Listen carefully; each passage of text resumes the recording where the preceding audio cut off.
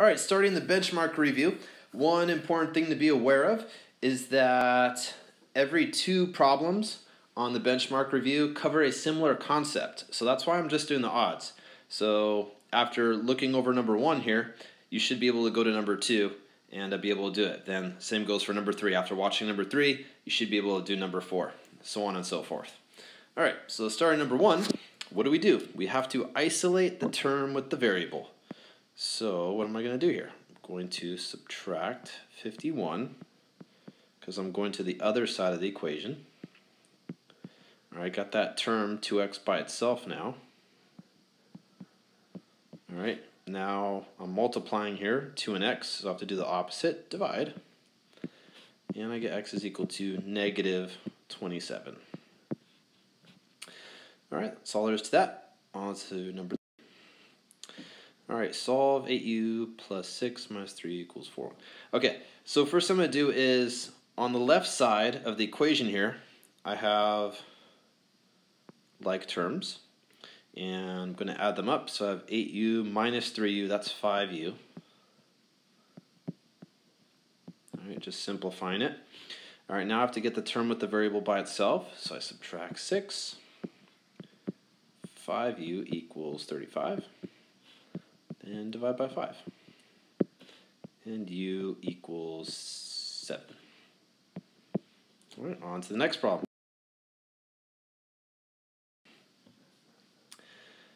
Okay, what am I going to do here? First thing I'm going to do is distribute the 7 to the binomial. So I end up with 22 equals 5b plus 7b minus 14. Okay, now on the right side of the equation I have like terms. All right, so I'm just going to add those up. So I have 12b minus 14 on the right side. All right, now I want to isolate the term with the variable. So let's bring that 14 over. I have to add it. Cancels out on the right side. So I have 36 equals 12b. Now I have 12 times b. Do the opposite operation, divide by 12. And so you get b equals 3. All right, that's all there is to it. No problem.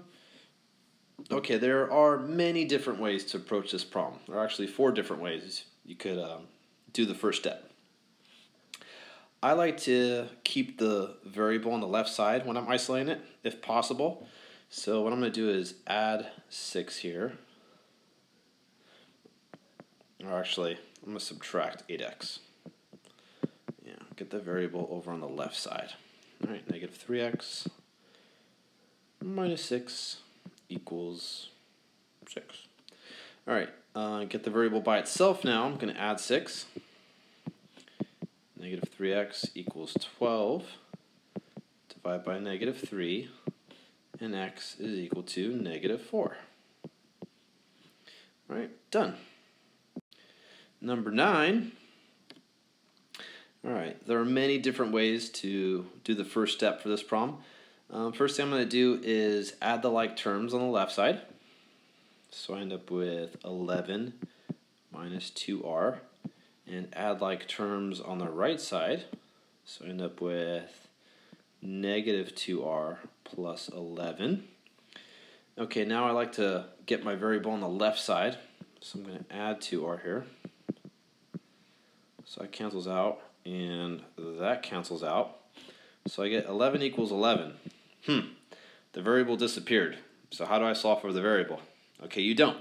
Now you just look at this equality here and ask yourself, is it true or not? Well, it is true. 11 equals 11. So if that's the case, then that means there are infinitely many solutions. Okay? If the equality was not true, then there would be no solution. All right, going on to the next problem. Same deal here. I have to add like terms, 9 and 12. 21 plus 3x equals, add like terms here, I get 3x minus 9. I'm going to subtract 3x now to get the variable on the left side. Oh, look what happens. Variable cancels out on both sides. All right. So now I end up with equality. That is not true. This is not true. 21 does not equal negative 9.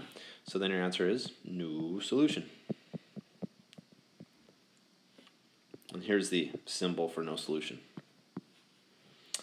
All right. Next problem. All right, we're working with absolute values now. Okay, whenever you're working with the absolute value, there's two cases. There's the positive case and the negative case. So 3z minus 12 can be equal to 6. Right? So this could be equal to 6 here, or it could also be equal to negative 6. Because if this was negative 6 inside the absolute value, what's the absolute value of negative 6? 6. Okay, so we have these two cases here. Let's work out each equation. Get the variable by itself.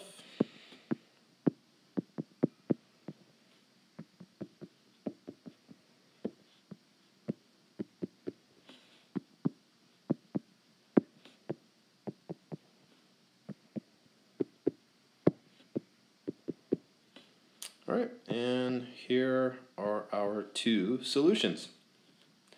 Z equals 2 and z equals 6. Next example, solve for x in the equation. Okay, all right, now this is a little abstract here because you're not working with numbers, all right, but just apply the principles that you already know. I need to get the term with the x by itself. So say this was like a 5 here. What would you do? You would subtract it, right? So this is no different with a.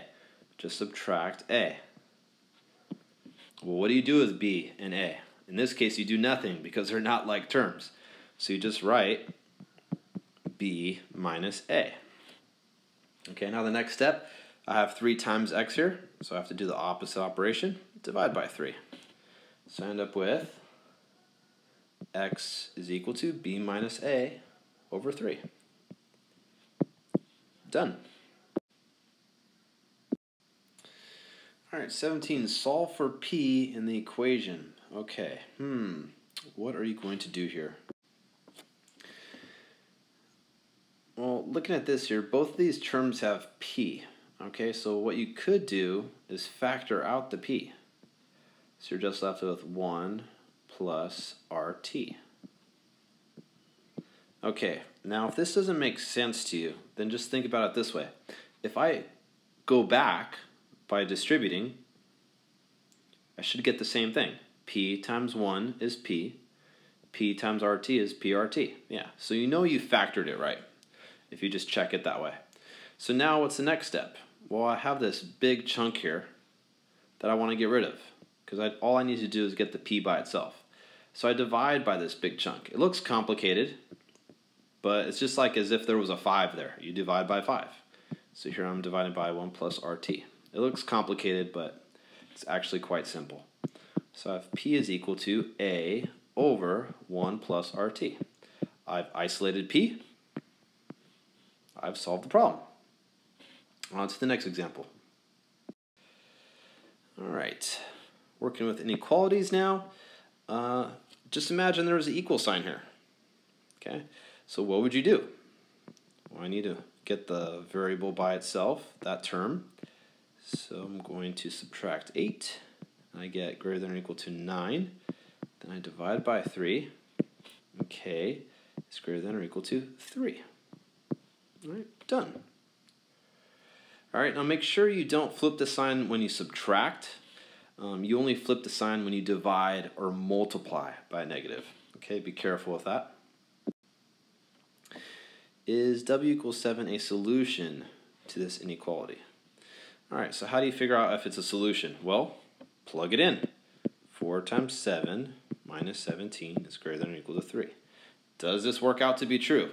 Well, let's do a little math here. 4 times 7. Subtract 17. All right, don't move anything around. You're just plugging it in and you're simplifying. All right, 28 minus 17 is 11.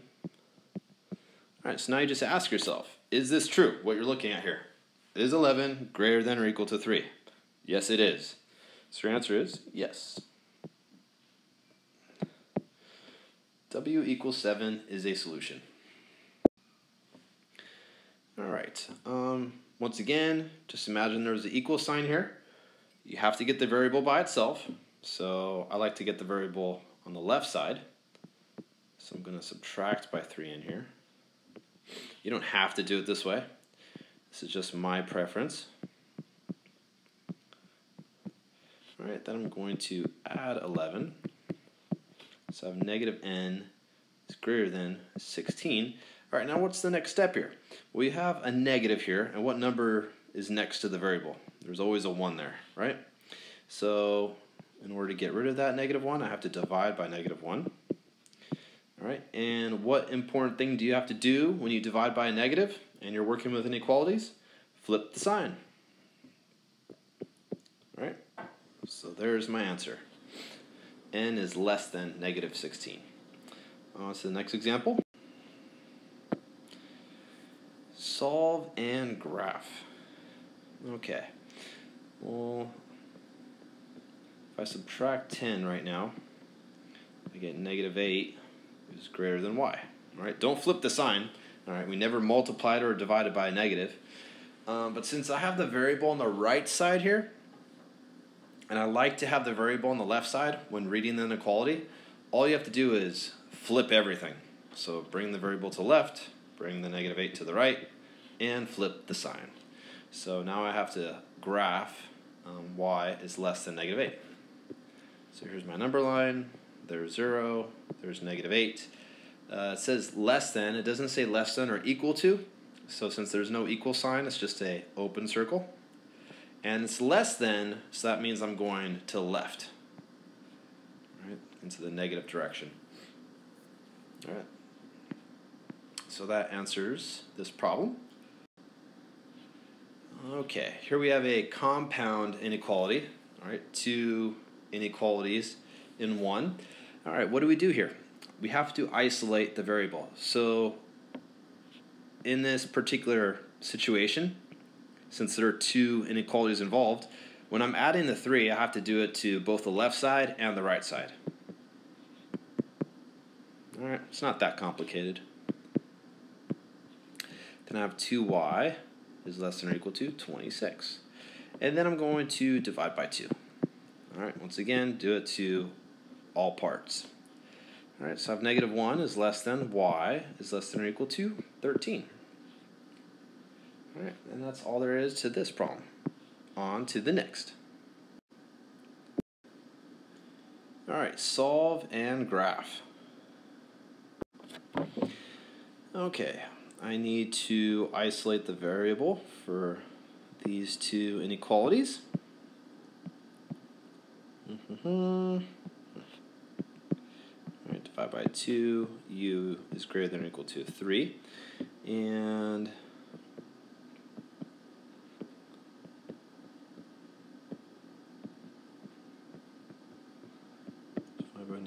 -4. Okay, I'm dividing by a negative. What do? Flip the sign. Okay. All right, so I have to graph both of these now on the number line. So I have 1, and it says less than. There's no equal sign, so it's an open circle, and I'm going to the left. And then 3, it says greater than or equal to, so it's a closed circle. I'm going to go to the right. All right, now when the two inequalities are connected by an or, you're concerned about everything that's being covered by the graphs. So, well, what's being covered by the graphs? Everything less than 1, all right, starting from the left, and let's see, or everything greater than or equal to 3. All right, so that completes this problem. Going on to the next problem. Solve and graph. All right, when working with an absolute value inequality, there's one important principle you will apply. If the inequality sign is a greater than sign, then you want to think greater. If it's less than, you want to think less than. All right, just a little trick for allowing you to the problem correctly. So I have 6 minus n is greater than or equal to 5. And now I also have 6 minus n is less than or equal to negative 5. All right? Since I'm working with the negative case here, I flip the sign. Now, how am I going to connect these two inequalities? Well, I'm working with a greater than sign to start with, so I'm connecting them with an or. All right, now we're just going to isolate the variable for each inequality.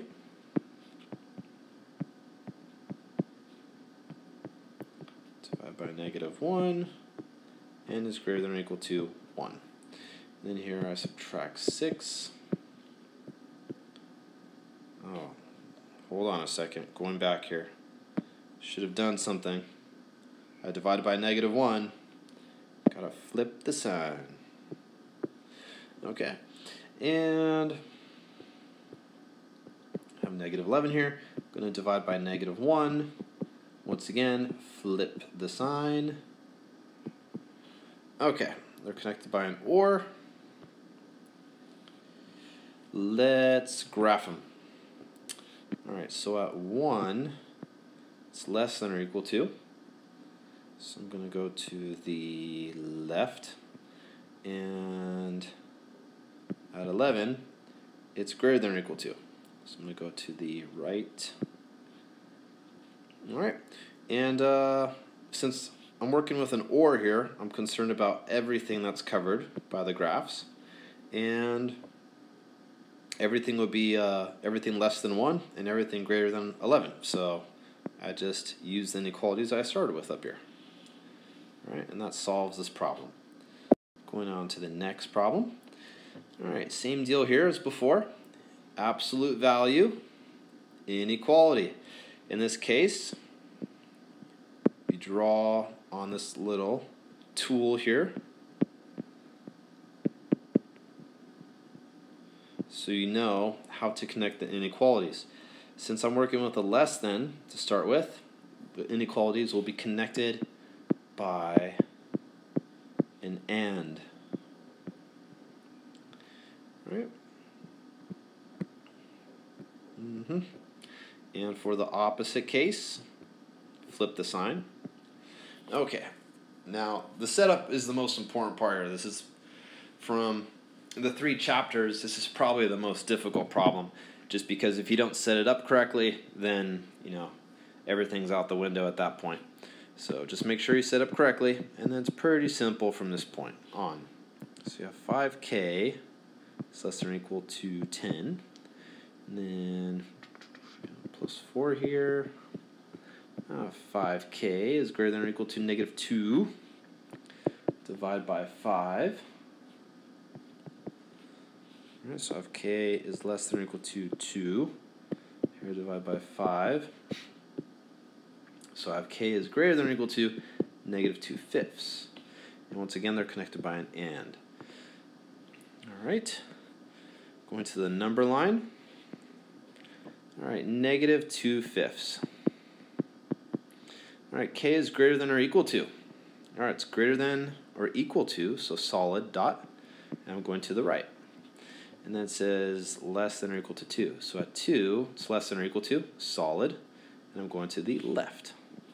Alright, and since I'm working with and, I'm concerned about where the graphs overlap. Alright, for or, you just want to know what's being covered by the graphs. Alright, for this case, I want to know where they overlap. Okay, well they overlap between negative 2/5 and 2. So how do you state your answer then? Well, I start at negative 2/5. It ends at 2. The variable I'm working with is k, and then your arrows, when you construct your compound inequality, will always point to the left, Okay, always. Alright, so the smaller number comes first, bigger number comes second. Alright, and don't forget that we also have equal signs here. We have the solid dots, so we should have equal signs. And there is your answer. Alright, going on to the next problem. Consider the function, what is f of negative 6? Okay, what does this mean exactly? Alright, students get confused by this notation. This does not mean f times -6. Okay, it's a particular type of notation. What it means is that when I'm looking at this expression here, it has an x in it. All right, notice I have an x right here. All right, but what they're doing is saying, what is this expression equal to when the x is equal to -6? All right, so f of -6 means that I take this expression and I plug in -6 for x. That's all there is to it. Very simple stuff. All right, so for this problem, it's just a matter of understanding how to interpret the notation. Once you understand how to interpret the notation, super easy problem. All right, 37, what is the x-intercept of the line? Intercept, very simple concept. If you want to find the x-intercept, what do? You set the opposite variable equal to, the key number is 0. All right, so just plug in 0 for y and solve for x. All right, so that's gone. I got -3x minus 24 equals 0. Get the term with the variable by itself.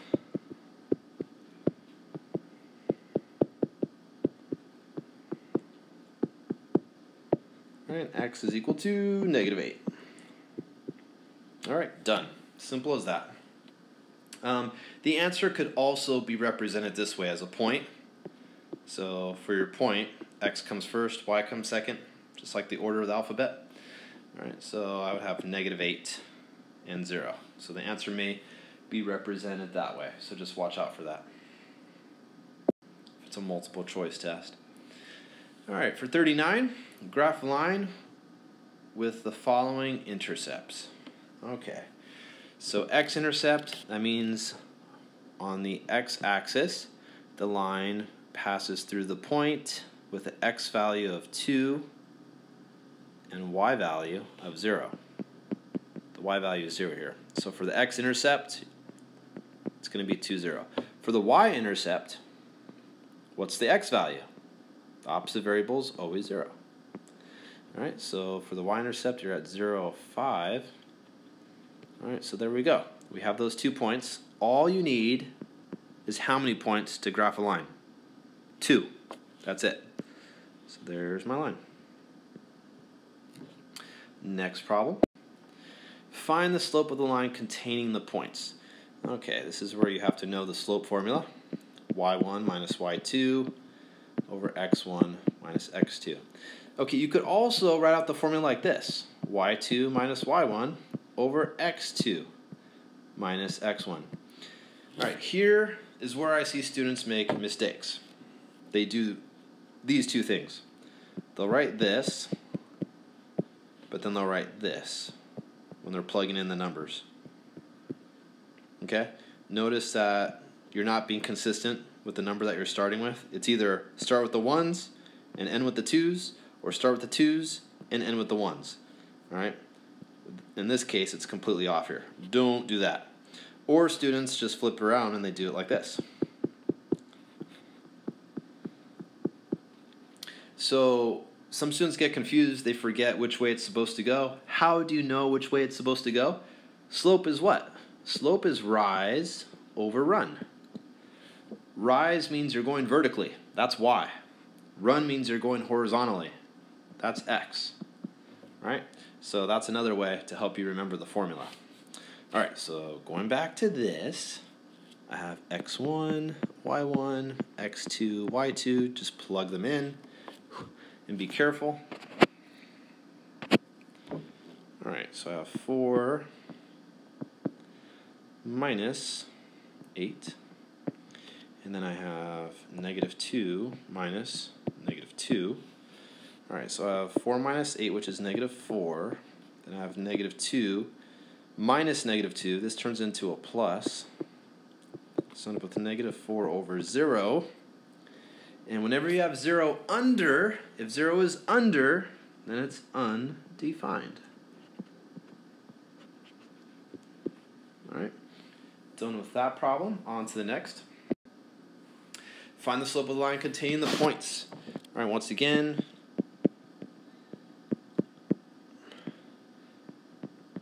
I gave the lengthy explanation of the slope formula and what mistakes not to make in problem 41. So let's just work this out quickly here, labeling the values. Okay, y1 is -8, y2, which is 6, x1, which is 6, minus x2, which is -2.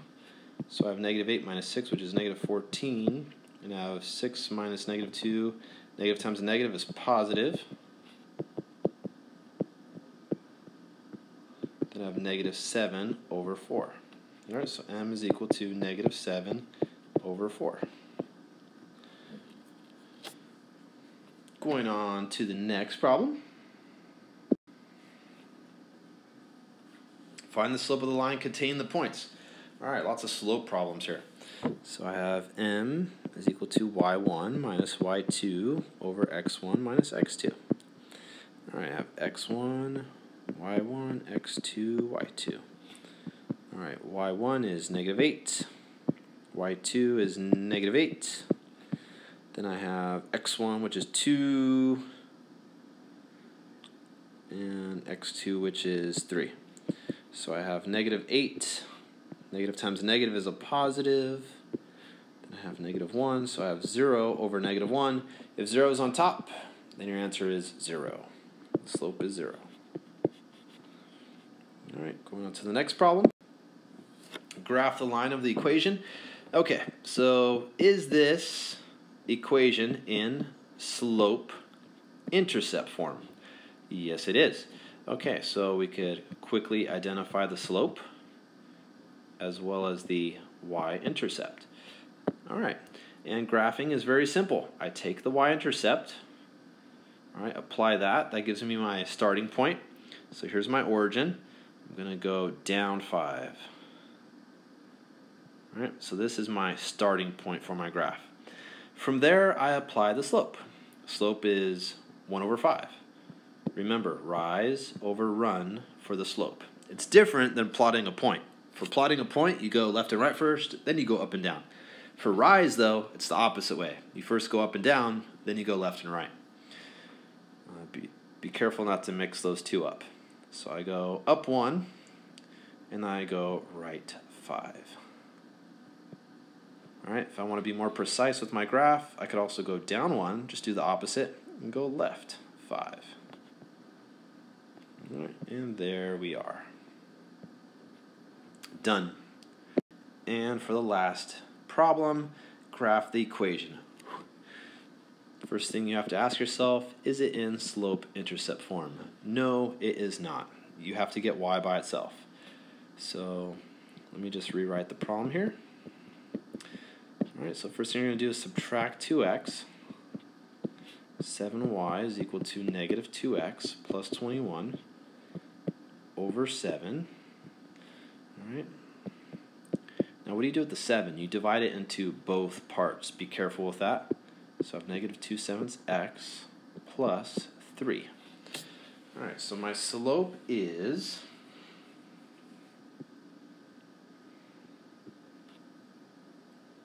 -2/7, and my y-intercept is 3.